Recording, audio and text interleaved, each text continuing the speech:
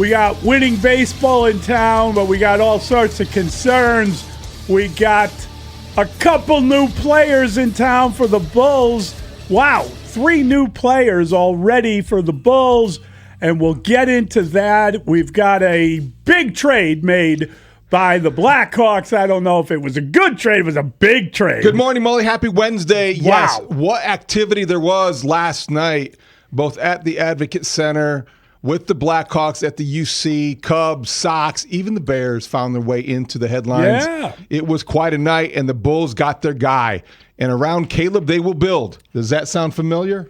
Yeah, I mean, listen, we bring up Caleb Bonham. Let's get all the Calebs into town. I mean, it's awesome stuff. One day, that not too far away. Not that far away. That could happen. I was, as I'm sure you were, David, just boiling water, tearing up sheets, and ready to pull that draft pick out of the birth canal. You just didn't know, right? Gotta have this. There was still uncertainty leading up to the draft. There was a feeling that the more you heard the pre-draft reports that teams were kind of falling in line. A.J. DeBonsa went to Washington. That made a lot of sense. Yes. I was curious about Darren Peterson until the report that he met with the Jazz over the weekend and maybe cleared up some misconceptions about that relationship going forward. And then you sense that Memphis was really in on Cam Boozer because thank God. That was the one I was sweating out. I think you're sweating it out because you has reservations that were valid about Cam Boozer. I just wanted Caleb Wilson, and I was sitting there kind of make it happen. You can thank maybe Ja Morant in an indirect way because what the Memphis Grizzlies wanted was certainty. They wanted consistency. They wanted professionalism, and they got all of that with the predictable Cam Boozer, who's been described as a guy who might be the best all-around basketball player in the draft, but also a guy who may have limitations that maybe don't exist for a guy like Caleb Wilson, who fell right into the Bulls' lap. He literally fell into their lap, and I got to tell you, after everything we went through yesterday, all the talking to Wes Durham, what he had to say about the Kevin Garnett comparison, there were so many things. Even Dustin came around and was like, they should take that guy. I got to tell you, I felt, David, like this could be grabbed from us. This could be snatched before we could get our hands on it. Because we're just kind of getting built up there.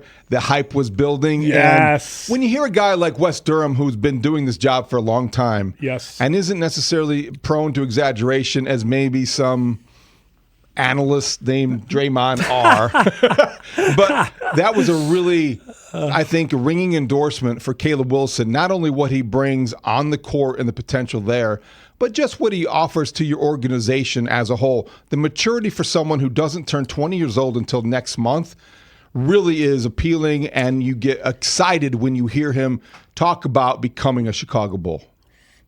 I really enjoyed the fact that they got him. I have no question about what they did with the 15th overall pick. I think they got a guy that is going to fit the slap mode and do what they want. They've improved their defense, I would say, thus far in this young off season. Who knows where it ends up?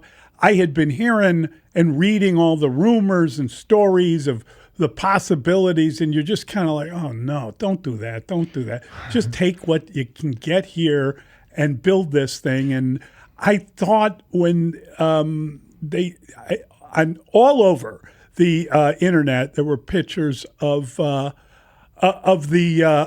Bryson Graham knocking down a couple shots at the Advocate Center before the draft started. A couple hours before the draft, he's there in the gym because he's a gym rat and he's a former player and he's relaxing and he loves getting the ready. game. Yeah. And I got to tell you, I was like, that put a smile on my face and made me feel like this was going to work out. Reminds you how young he is, too. Oh, no doubt about it. Just young and athletic and shooting baskets, and maybe thinking about the days when he used to dream of being drafted, or when he got into the business, running a draft himself, as he did last night, and did it quite well. You know, you look at Dailyn Swain, and there's going to be some more debate over that pick than maybe the 4th overall pick with Caleb Wilson, only because there were shooters still on the board, Cameron Carr. There's some other options and directions they could have gone. But Swain does fit the profile for everything that he described. Your guy starts as a shooter. I mean, if you were locked in on just a shooter, I mean, they're not a player away. No. They want to change the way they play the game. They brought in 2 guys that could be excellent defensive players. Excellent defensive players and 2 guys whose toughness is among their traits. That's right. And you want not only the mental toughness, but the physical toughness. And you look at both these guys and you can see ways that they will make your team what Bryson Graham envisions in terms of just the defensive athleticism, being able to attack. And this is an incomplete roster. Everybody knows they have not gotten enough shooting yet, but this is a work in progress, and the roster is not finished. Yeah, and they've got 2 more picks tonight. I cannot believe it's going to be another night of this. Does that mean we got more family interviews? I don't know. I hope which not. are non-existent. I hope not, because I have a ton of respect for the people that put that broadcast together. Lisa Salters is a tremendous Dad, did you tell him he could do it? Yeah, I told him he could do it. Those were hard to watch. What did you think, Mom? I agree with him.